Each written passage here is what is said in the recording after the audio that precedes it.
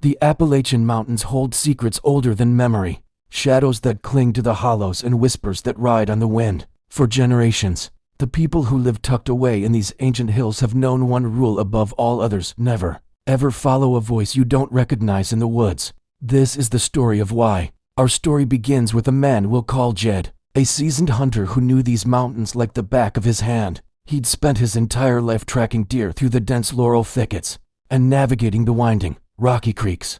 He respected the woods, but he didn't fear them. Not until that one autumn afternoon, when the sun began to dip below the ridge, painting the sky in shades of orange and purple. Jed was making his way back to his truck, his rifle slung over his shoulder, feeling the familiar satisfaction of a day spent in nature. The air was crisp, and the only sounds were the crunch of leaves under his boots and the distant call of a crow. But then, another sound cut through the evening quiet. A child's scream. It was a sound of pure terror, one that would make any parent's blood run cold. It echoed the valley, seeming to come from just beyond the next stand of hemlock trees.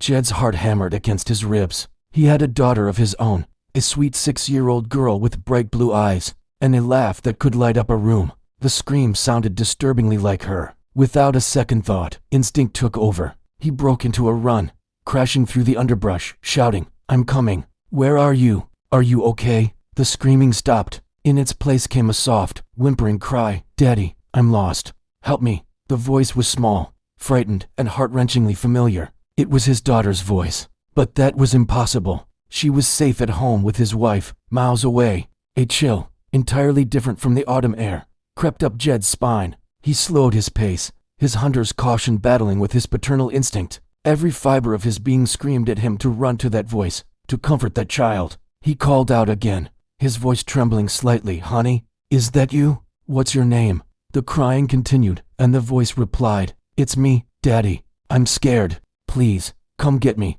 Jed reached the edge of the hemlock grove. He peered into the deepening shadows, his eyes scanning the forest floor. He saw a small figure huddled behind a massive, ancient oak tree. It was a little girl, her back to him, her shoulders shaking with sobs. She was wearing a pink jacket, the exact same one his daughter had. Relief washed over Jed, so powerful it almost buckled his knees. He must have been mistaken about the time. Or maybe his wife had decided to surprise him. It didn't make sense, but what other explanation was there? He took a step forward, his voice softening. "It's okay, sweetheart. Daddy's here. Turn around, let me see you." The sobbing stopped. The little girl slowly, deliberately, stood up. She turned to face him, and in that moment, Jed's world tilted on its axis. The face that looked back at him was his daughter's. The same button nose, the same soft brown hair, the same small chin.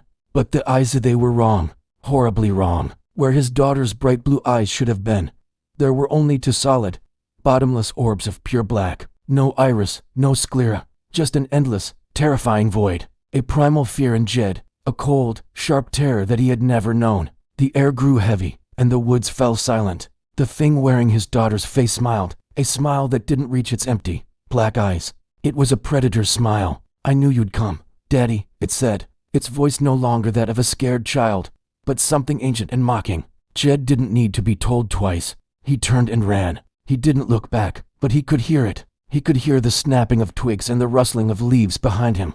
Far too close. He was a fast runner, fit from years of navigating this terrain. But the thing behind him was faster, impossibly fast. He could hear its footsteps, not the light patter of a child, but a heavy, rhythmic thud that seemed to shake the very ground. He risked a glance over his shoulder, and what he saw would haunt his nightmares for the rest of his life. The girl was keeping pace with him effortlessly, her feet barely seeming to touch the ground. She wasn't running, she was gliding, her black eyes fixed on him, her unnerving smile never wavering. He pushed himself harder, his lungs burning, his legs screaming in protest. He could feel its presence right behind him, so close he could almost feel its cold breath on his neck. The stories his grandfather used to tell him flooded his mind, warnings about the things that live in the deep woods, things that can mimic a loved one's voice to lure you to your doom. They were called by many names, but the old-timers knew them as the things you don't answer. They are mimics, spirits of the forest that hunger for the living. They can take the shape of what you love most, using your own heart as a weapon against you. Just when Jed thought his heart would explode, he burst out of the tree line and into the gravel clearing where he'd parked his truck. He fumbled frantically for his keys.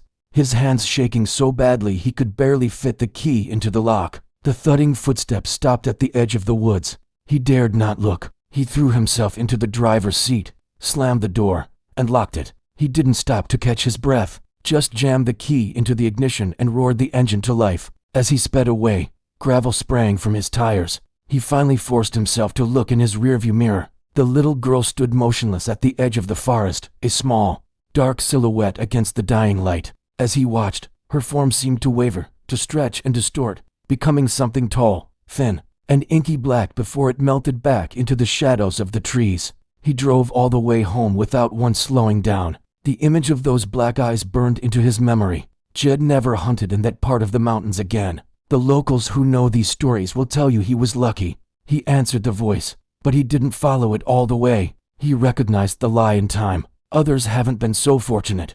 People go missing in the Appalachians all the time, swallowed by the vast, unforgiving wilderness. Some are accidents, but others, the old folks say, are the ones who heard a familiar voice calling from the trees and made the fatal mistake of answering. They followed the voice of a loved one, a child, or a friend, deeper and deeper into the woods, until they were never seen again. So if you ever find yourself in those ancient, shadowed hills, and you hear a voice calling for help, be careful. Ask yourself if it's truly human, because some voices are just bait, and in the deep woods of Appalachia, you might just be the prey. Thanks for joining us in the shadows. For more chilling forest legends and true inspired nightmares, don't forget to follow and subscribe to Hollow Voice. This is where you'll learn that the woods are never, ever truly quiet. Stay safe, and whatever you do, don't follow the voice.